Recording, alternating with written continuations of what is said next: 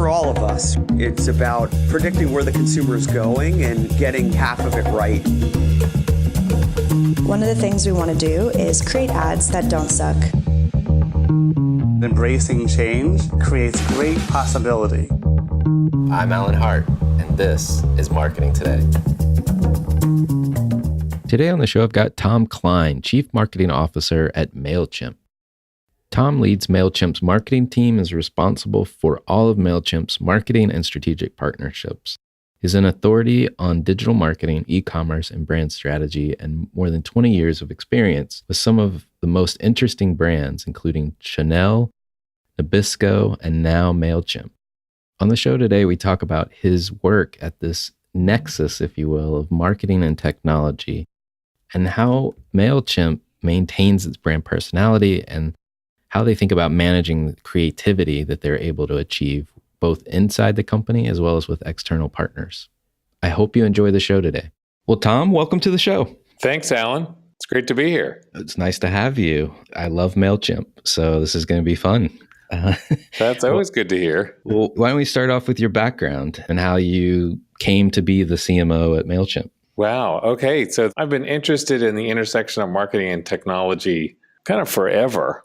When I got out of college, I was a CPA. I actually worked in accounting, which sounds super strange. And I think when I went back to business school, I decided I wanted to study marketing. But I think what was happening behind the scenes there was I was using technology at the time, and I was always the person that, even before then, before college and high school, I was always interested in, I had a TRS 80 and I was doing adventure gaming. And I think even in college, I had a Prodigy account, a CompuServe account, an AOL account very, very early.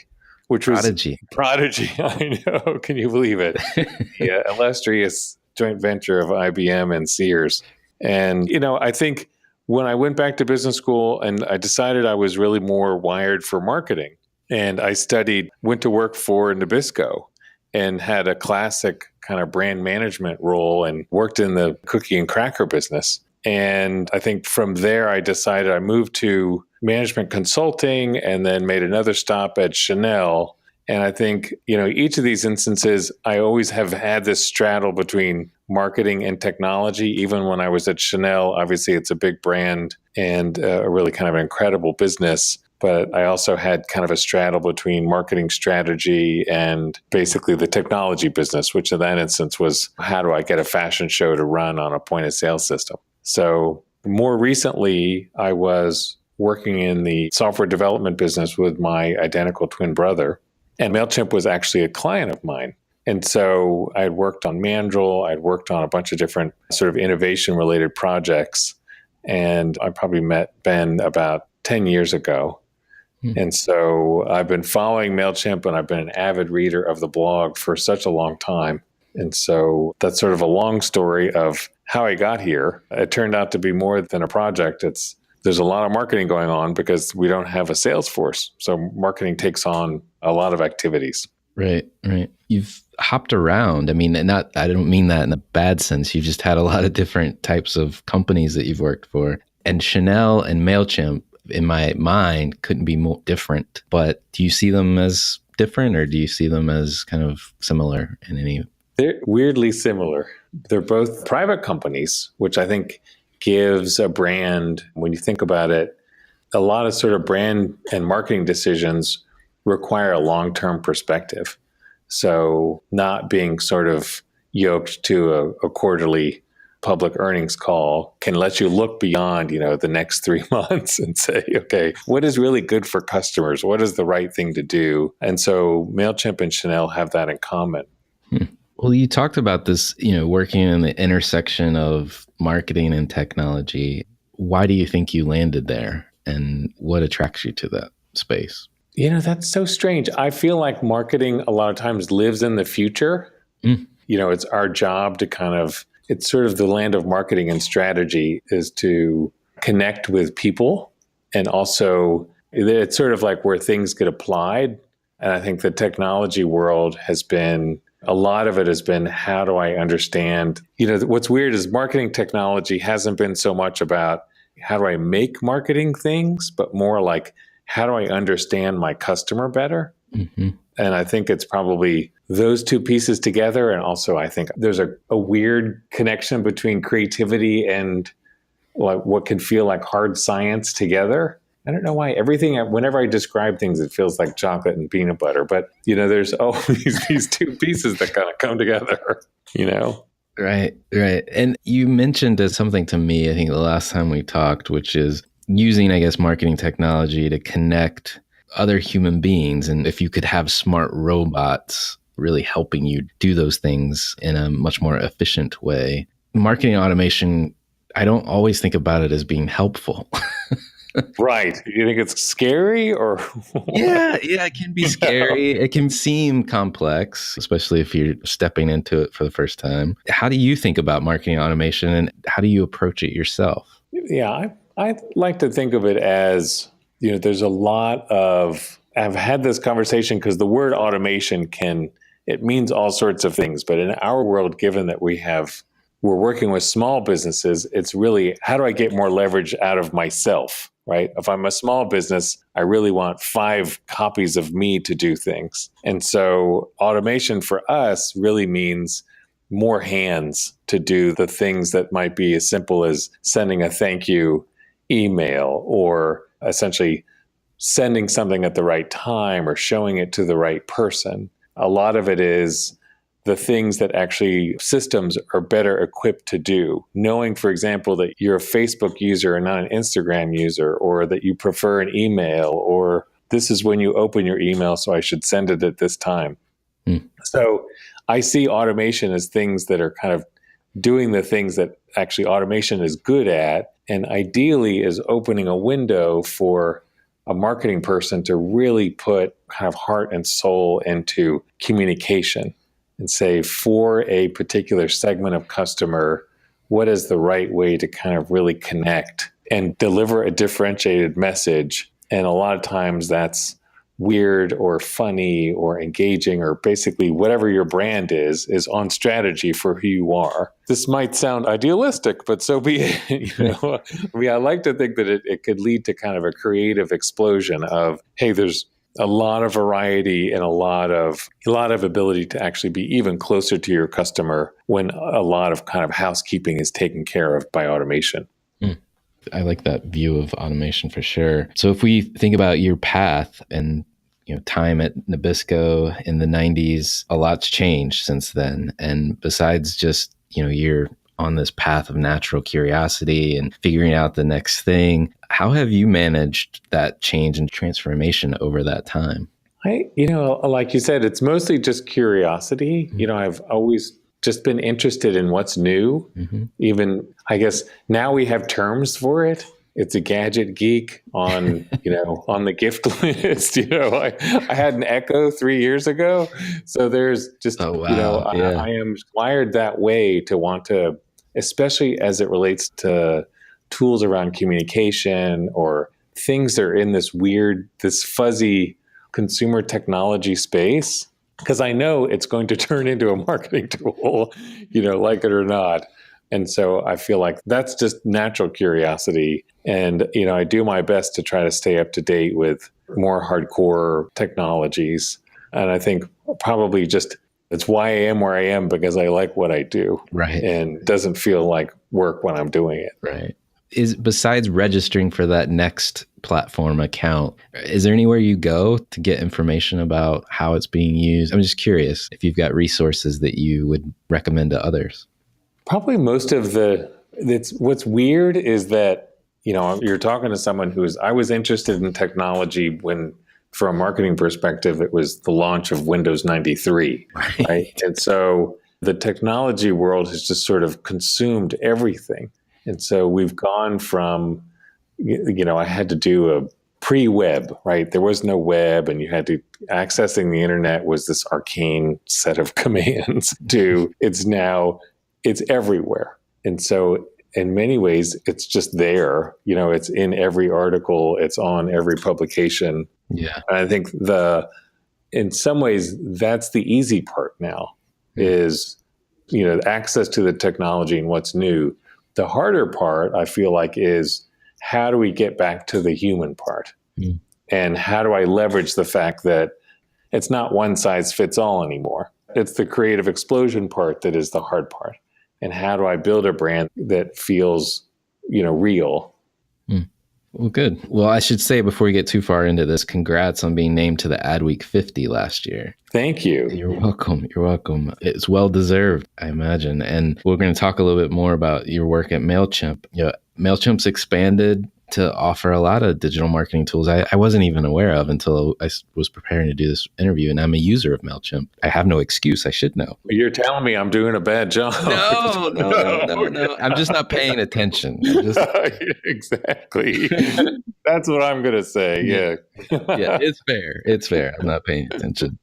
But where is MailChimp going? I think I registered I don't even know how many years ago at this point, to manage email communication. But where is it going now? Yeah, our customers are really looking for, they want more of marketing. When we talk to them, basically, they want us to make more things MailChimp-y. And that is essentially more accessible, pull more things in many ways, bring more of the parts and pieces of marketing together. Because I think a lot of our customers have this challenge of everything is spread all over. They're in social platforms, they're in email, they might be in an e-commerce system, and it's very hard to kind of bring a lot of these pieces together. And ultimately, the promise of digital is that at some point you should be able to figure out what's working and what's not. And I think we're looking to sort of, given how high performance email is for so many different categories of businesses, when we bring it together, we can do things that I can see email plus a Facebook ad, or email plus Google remarketing, or email plus, and it doesn't always have to be email. It could be a landing page plus Google remarketing, or, there's lots of different combinations and recipes. So I think we're well equipped to kind of help people learn not only how to put things together, but know when to put them together and which combinations actually generate the business performance thereafter. So would you classify yourself as an emerging marketing platform? Oh, sure. Yeah. Okay. Yeah, absolutely. So looking at new things to add to that platform over time. Yes. Okay. So we did just launch landing pages, and that's a good sort of glue. Yes. Yeah. It is also for a company that's been sort of in the realm of very challenging email clients and what you can and can't do inside of Outlook 2008. It's very liberating to just say, hey, it's the internet. There are all sorts of things you can just go wild. That's funny. So I have been, like I said, I've been a user for a number of years, and you made this comment a minute ago. Users want things to be more MailChimp-y. And when I hear that, I think about, the reason I was attracted to MailChimp to begin with was the design and the ease of use.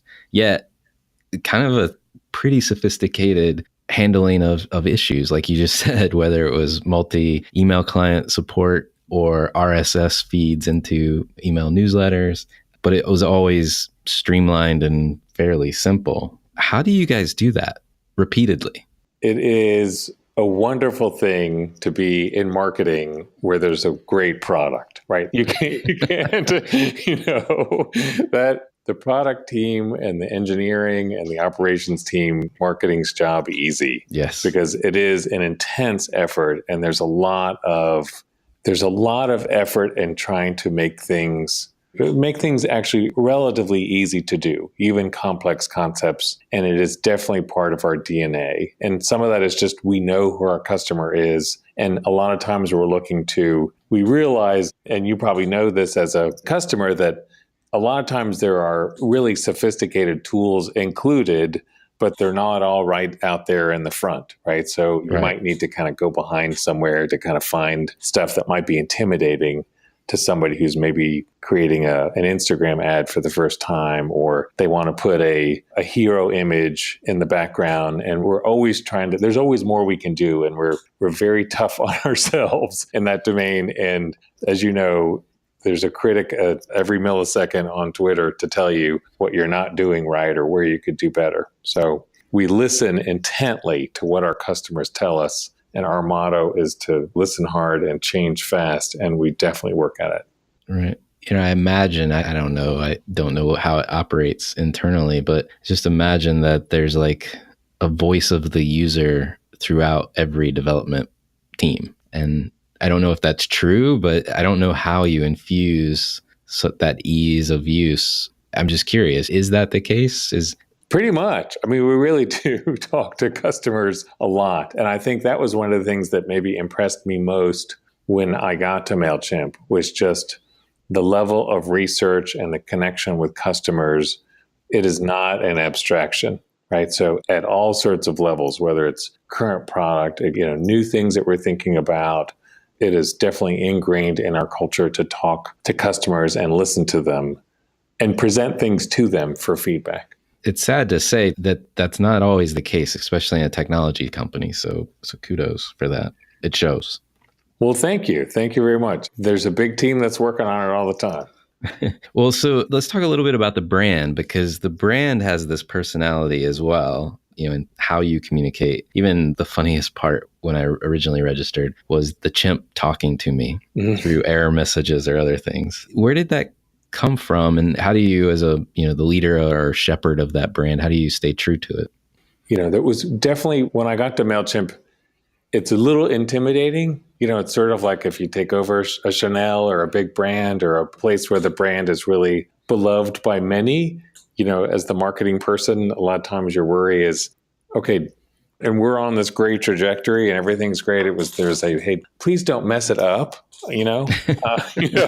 So I was very interested to understand, what is sort of behind the brand and why is MailChimp MailChimp? And, what I came to understand was that everything we do is very meta, right? So I'm marketing what is really a marketing platform. And a lot of what we're doing is modeling the behavior that we're actually trying to inspire in our customers, right? And so it was a little over a year ago that we ran a campaign, which was mostly billboards, but it was being yourself makes all the difference.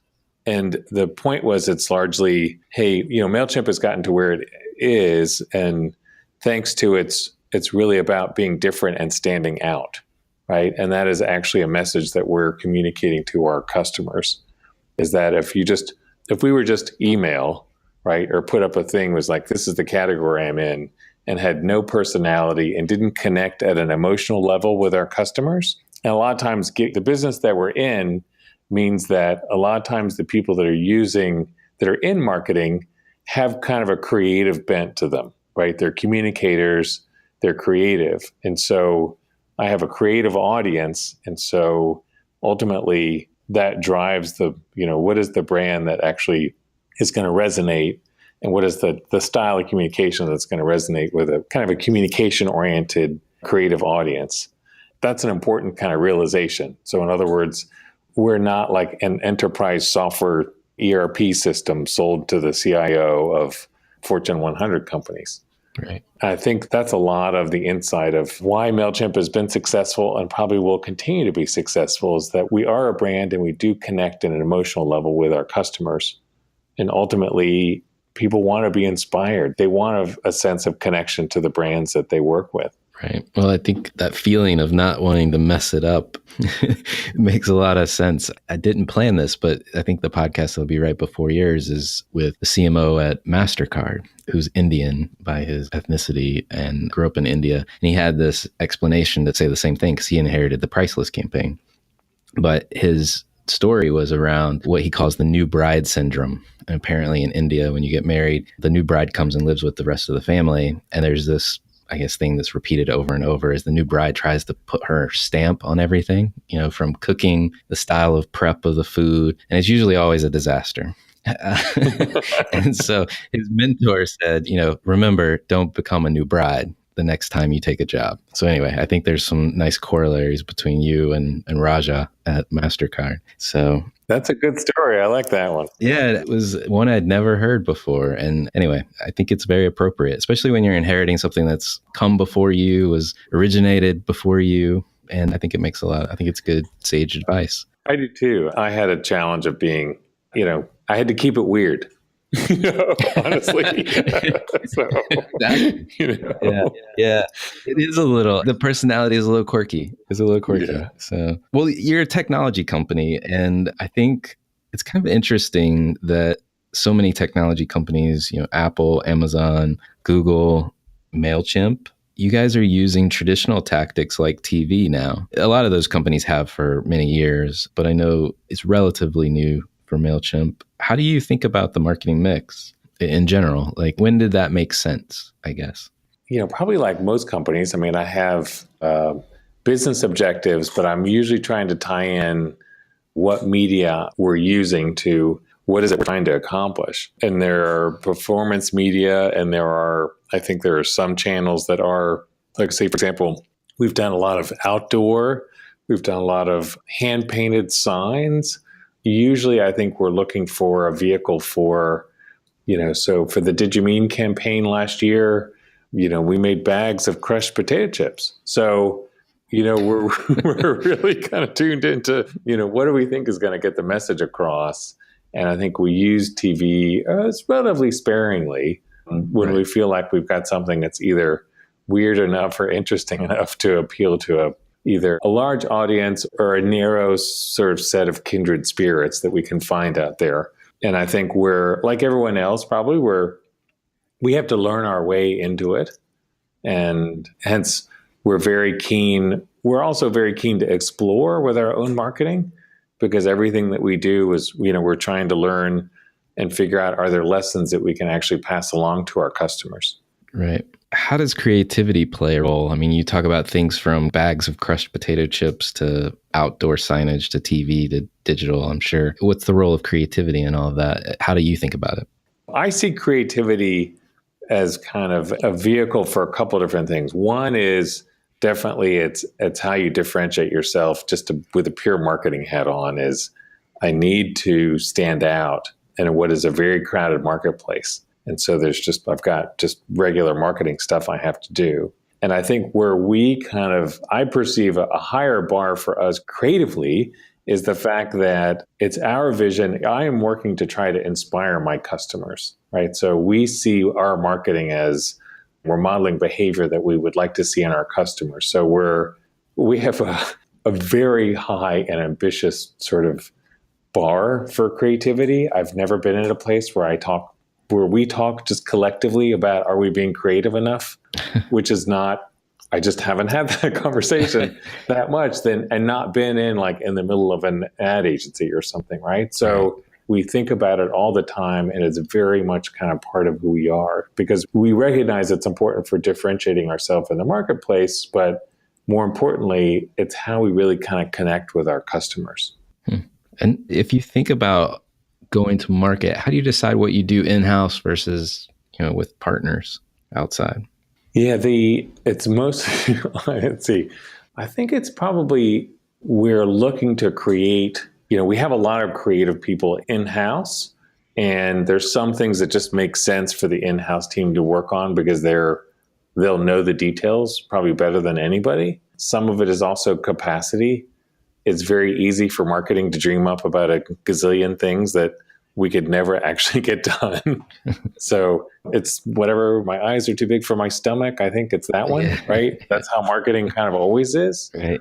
So we have some things that we go out for that. And then others where I think we recognize that, it's a big creative world out there. And I feel like we can learn from other creative, whether it's a creative agency or, creative cats that are down the street. I don't know. And I think we're very humble in sort of saying, are there folks that we feel like that could be additive or sort of help us reach out and kind of connect with our customers in a creative way that maybe we don't have the skills in-house. So we try not to have a, not invented here kind of syndrome. One of the things I think you mentioned the last time we spoke was, you're not always working with a big agency. You're working with designers and the arts community in general. Can you talk a little bit about that? Yeah, we have, that's sort of it's basically our heritage. Mm-hmm. And we have examples of, we have a program that we've run with local artists in Atlanta for a very long time, where we basically trade out, we choose art that runs on a billboard in a part of town. And it's so subtle. I think most of the area has no idea that it's MailChimp because it's a very artful and sort of an expression for the design community, really. But if you're in the know, you're in the know, right? So designers know who it is and know about the program. And I think that some of what we have learned, I think, from that program is that to get really creative output and to essentially creative people want some direction, but then they want a lot of freedom. And we actually bring that same philosophy to a lot of what we do, whether that's the copy we write or even the product marketing projects we work on internally. We tend to put designers and marketers together and give them some freedom and say, this is what we're trying to do. There isn't check these boxes and that's what you're going to do. We give them the space, if you will, and the freedom to kind of come up with things that are more original, if you will. That's something that's existed for quite some time. And I've seen it work. I mean, it's actually how we got to the Did You Mean campaign. Nice. Well, is there any advice you'd give to other CMOs that are either working with outside partners or trying to get more creativity out of their teams? Yeah, it would be that. It would basically be, and it's a really, especially for CMOs, because the tendency is for the business people to kind of run roughshod over creative people, right? Yeah. That is kind of the thing. You have this vision of hard-charging business person. And so I think focusing on clarity of a brief of what are you trying to communicate, and then get out of their way, right? Give them a clear brief. And this was interesting. And the other sort of thing to communicate beyond just what are you trying to communicate was when you're working with, whether it's your internal or an external creative team, they need to know you well enough to kind of trust that what you say is what you mean.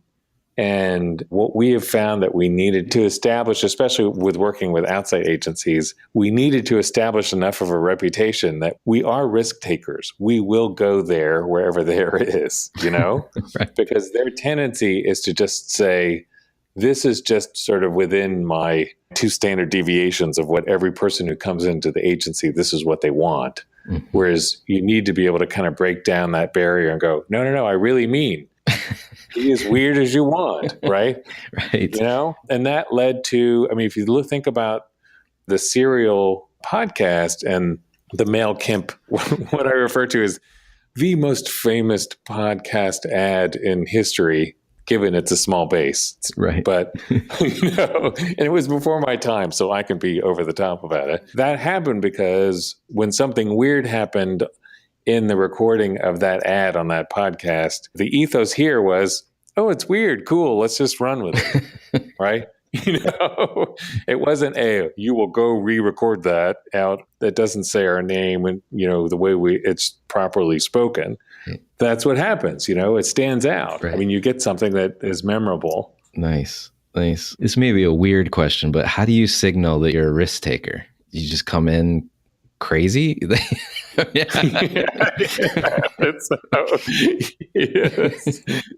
That it takes some doing, and I think we had to figure out that we needed a way. First of all, when we find and work with agencies, we don't tend to do big RFP stuff, right? We're really interested we sort of lead with culture, right? And that's what we're really looking for. And as opposed to a lot of sort of businessy formality. And then I think when it came to our work with our creative agency, what we finally got to was that we're very visually oriented. And so the sort of Mad Men school of land on a zippy tagline just was not going to work at all for us of how do I create. The visual was super important. And we had to dial down expectations, right? Because I think a lot of times people are trying to do too much when they communicate.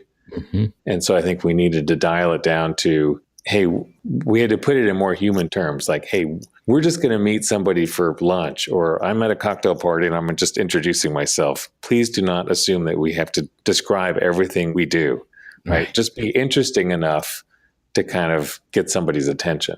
Nice. And so, it took a couple of iterations. Well, it's good advice. I mean, a lot of these topics, whether it's clarity of the brief or leading with your culture, I think those are all great points to take away. One of the things I love to do with these interviews is get to know the person a little bit more. And I love this question. I hope you don't mind it. Is there an experience of your past that defines who you've become? I always find the most defining experiences are all of my failures. I think those are the ones that really teach some lessons, and things that don't go well or things that are, so I think so often it feels like everybody covers their tracks of, hey, everything's been perfect forever. And I've had, I think as it relates to MailChimp and marketing, I feel like I worked on the launch of a software product in a prior life that was for small businesses, that was very local. And it taught me so many lessons. It wasn't a giant success in terms of, I had to learn that I was well in advance of what the small businesses were ready for. I mean, I learned a lot of things that MailChimp already knows. And I think it was some of that just, hey, you've been sort of through the ringer in the small business and software business. It taught me a lot of empathy for small business customers and how hard they work and the hours they work and how difficult software and hardware and smartphones are. But it was a very difficult thing for me personally. Right. A thing that I'd put a lot of effort into that was not successful. So I think that, and also probably the fact that I have an identical twin brother. I'm number 5 of 6 kids. Wow. I'm used to sharing. Used to sharing, but I don't know. Were you also a fast eater growing up? Yes. Exactly. Yes. Yeah. You had to fight for what was on the table, I imagine. Exactly. So, what fuels you? What keeps you going? I think it's largely curiosity. This has been such an interesting area of business to be involved in. I think probably I work on things that maybe didn't exist 2 years ago. It's accelerated, right? It was a giant thing when, I worked on the development of software for the smartphone in 2008. And so I think what's fun for me is that I have a lot of perspective. I remember when the browser came out and how exciting it was that you could download it from the University of Illinois. And, I met Jim Clark before he got together with Mark Andreessen to create this company called Netscape. Wow. So I feel like I've been interested in this stuff back when it was weird, and now it's just sort of common currency. So it's really fun to see where it goes, but I feel like I have enough perspective on it to have perspective, to recognize, does this feel like it's going to move quickly or slowly or whatnot? But it has really, the combination of marketing and technology turned out to be a really interesting area. Well, are there brands or companies or even causes that you think others should take notice of? I'll just talk a little bit about technologies, probably. I'm interested in, and I'm no expert in it, but just trying to figure out what's happening with blockchain. Mm-hmm. Is there something relevant for our business as it relates to how customers keep track of things? I'm always just thinking it's like an interesting technology. How could we apply that to our customer base? So that one seems interesting. Certainly voice. Mm-hmm. We have a lot of customers that are very interested in learning how to do things. And I was just talking to someone the other day about what's the difference between a podcast and a radio show, Not much anymore. Well, my thought was like, well, there's probably a little more planning going into a podcast. And also, where do you listen to it and how do you listen to it? And what is that going to do for how do you sort of connect with people? I like to think that podcasts feel way more personal than radio shows, but maybe it depends on your age. Right. People, my teenagers would say, what is a radio show? Right. That's not a thing. Right. So I feel like I'm always sort of turning over on my head. These are new technologies. I'd say also beyond those kinds of technologies that are sort of far out, a lot of times I'm just interested in how to sort of let customers, I'm also intensely interested for our customers in helping them figure out how do they grow their business using the smartphone that they have in their pocket. Right. Interesting. Well, last question for you. Where do you think the future of marketing is going to go?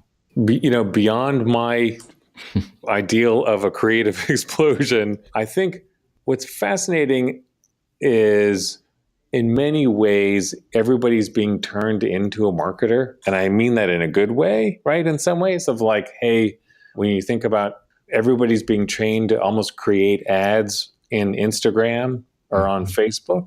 And so people are finding that they're learning how to communicate. They're learning how to create images that evoke an emotion or communicate a benefit of some sort. So in many ways, all of marketing is being democratized. And so I think it just sort of raises the bar. It's sort of like, hey, when we had 3 television channels, things were kind of grim. But now that there's sort of unlimited entertainment channels, it's amazing. I could just sort of watch stuff on Netflix or Amazon all day long. So in the same way, I feel like marketing and communication is just going to keep getting better and better. And I think it's up to us to kind of take advantage of those capabilities of our customers. And meanwhile, on the marketing automation front, let the robots do the stuff that the robots are best at. I like that view of the world. Thank you so much for coming on the show today. It was my pleasure, Alan.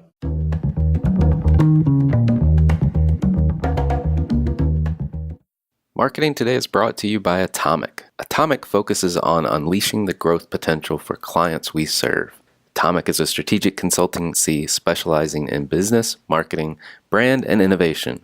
Our singular goal is to help you accelerate your efforts with the right mix of expertise, analysis, and creativity. Check us out at atomic.com, ATOMCK.com.